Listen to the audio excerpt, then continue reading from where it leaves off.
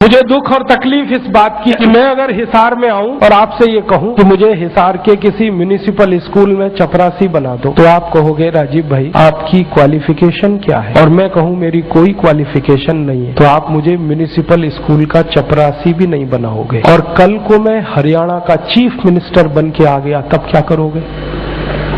उसी zero qualification पर मैं हरियाणा का अगर चीफ मिनिस्टर बनकर आया तो आप मेरे गले को मालाओं से लाद दोगे और जिंदाबाद इतनी करोगे तो सारा शहर बहरा हो जाए। ये विडंबना है हमारे देश की।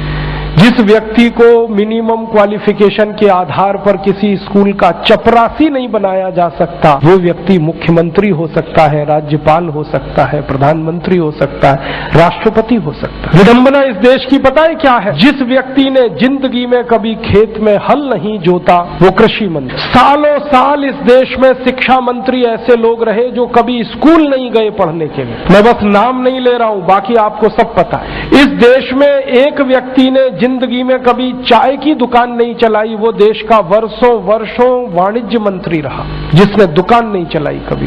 फाइनेंस का जिसको ABCD नहीं आता वो सालों साल इस देश में वित्त मंत्री रहता है। जिसने कभी अपने बेटे और बेटियों को भारत की सेना के लिए भेजा नहीं कुर्बान होने को, वो देश का रक्षा मंत्री हो सकता है। और जिसको अपनी रक्षा करने के लिए सैकड़ों जवान लगते हैं वो देश की क्या रक्षा करेगा? सोचो आप। जिस व्यक्ति को जिंदगी में कभी विज्ञान और तकनीकी का अंतर पता नहीं है वो साइंस और टेक्नोलॉजी का मंत्री हो सकता है, और जिसको इनमें से कुछ भी पता नहीं है वो प्रधानमंत्री हो सकता है। इससे ये विडंबना है हमारे देश की।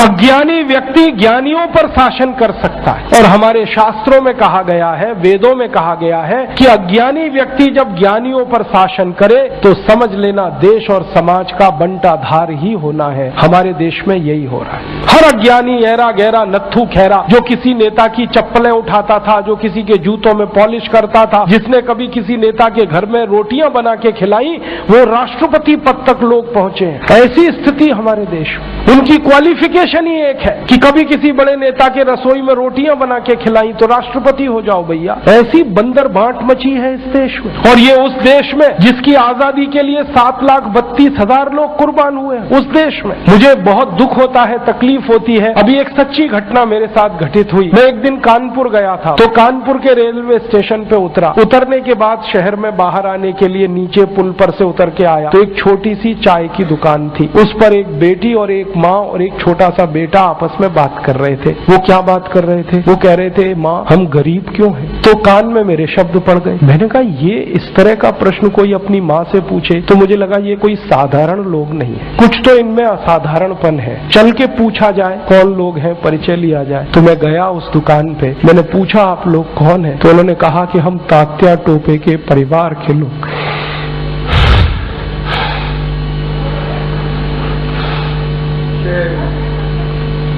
हमारे देश में तात्या टोपे के परिवार के लोगों को चाय बेचनी पड़ी और गद्दारों को सिंहासन मिले। ऐसा ये देश हो गया। जिन लोगों ने तात्या टोपे को मरवाया था वो इस देश में मुख्यमंत्री रह चुके हैं, आपको मालूम है। और एक एक राज्य के नहीं, 2-2 राज्य के मुख्यमंत्री रह चुके हैं। तात्या टोपे का गुप्त पता जिन गद्दारों ने अंग्रेजों को बताया था, उस खानदान के कई लोग इस देश में मंत्री रह चुके हैं। झांसी की रानी लक्ष्मीबाई को जिन्होंने मरवाया था वो इस देश में मंत्री रह चुके हैं। और तात्या टोपे जिन्होंने जवानी लगा दी देश के लिए, उनके परिवार के लोग चाय बेच रहे हैं। ये देश है और ये अब बर्दाश्त नहीं होता, और ये बर्दाश्त होना भी नहीं चाहिए किसी को। सारे देशभक्त हमारे वीडियो को लाइक, शेयर और हमारे चैनल को सब्सक्राइब करें। जय हिंद।